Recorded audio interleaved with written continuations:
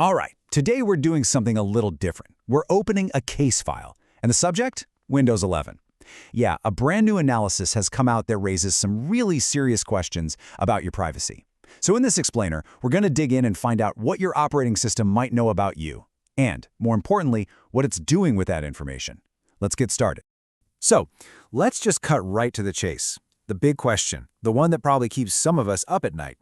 Is your computer, right now, secretly recording you?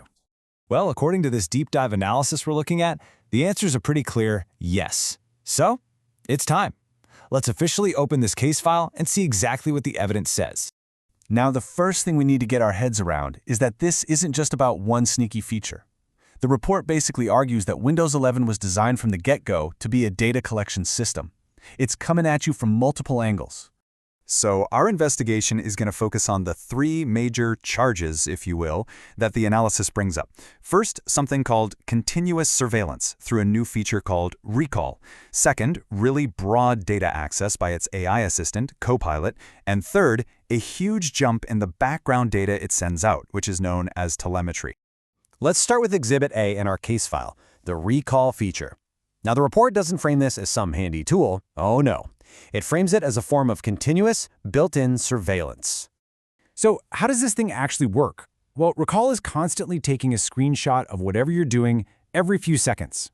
Now, Microsoft's pitch is that this gives your computer a searchable photographic memory. They say the data is all processed and stored locally on your machine, and it's encrypted. But the analysis asks a really important question. What happens when absolutely everything gets captured with zero context? And when I say everything, I mean everything. Just look at this list. This is the kind of stuff we're talking about. Full credit card numbers, social security numbers, private chats with your therapist, passwords you copy and paste. All of it captured and dropped into a searchable database right on your computer. And this is on by default. And this right here really highlights the problem. You've got Microsoft on one side, marketing, Recall as this useful little search tool, but on the other side, the analysis shows a system that's logging every single action, creating this incredibly detailed diary of your entire digital life, and it's not really asking for your permission for each sensitive thing it records.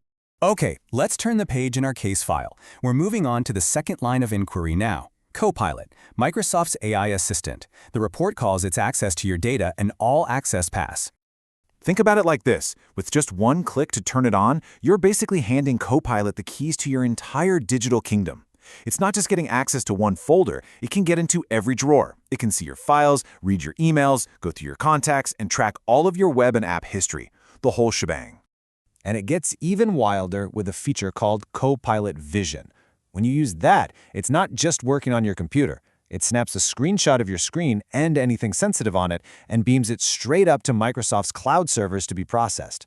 The report points out that this can happen without a specific, "Hey, I'm about to send your screen to the cloud," warning each time. These concerns are so real, they've set off alarm bells in some pretty high places. For example, the US Congress has actually banned its staff from using Copilot, specifically because of these data security and privacy risks.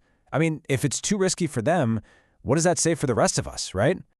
All right, on to the final piece of our investigation, what the report calls the telemetry data funnel. This is that constant, kind of hidden stream of data that's always flowing from your computer back to Microsoft and its partners.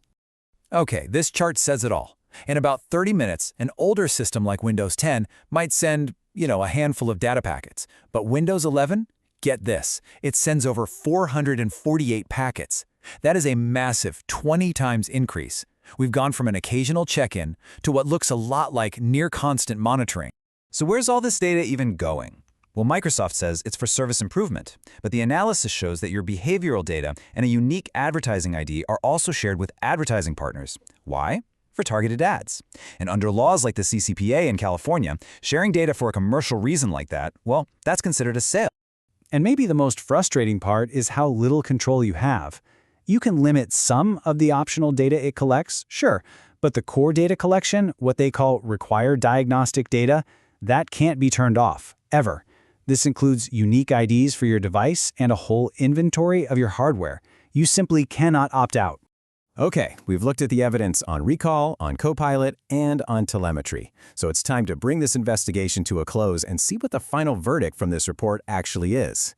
When you hold Windows 11 up against these basic, globally accepted privacy principles, the analysis finds it just doesn't measure up. It collects way more data than it needs, it doesn't give users real control, it isn't fully transparent about what it's collecting, and it uses your data for things like advertising, which goes way beyond its main job. And this isn't exactly a one-off issue for the company. The reporter's quick to point out that the FTC has hit Microsoft with a $20 million fine before for violating children's privacy rules. That kind of suggests a pattern of pushing the envelope on data collection. So what's the bottom line? The final assessment here is pretty damning. The system, as designed, likely violates major privacy laws like GDPR and CCPA. It goes against our basic right to control our own information. The recommendation from the analysts is pretty blunt. Don't use Windows 11 for anything sensitive. And if you're really serious about privacy, think about sticking with Windows 10 or even switching to something like Linux. So the case file is closed. All the evidence has been laid out. And it all leads to this one critical question. And it's not just about Windows. It's about all the tech we use every day. Now that you've seen the evidence, who do you trust with your data?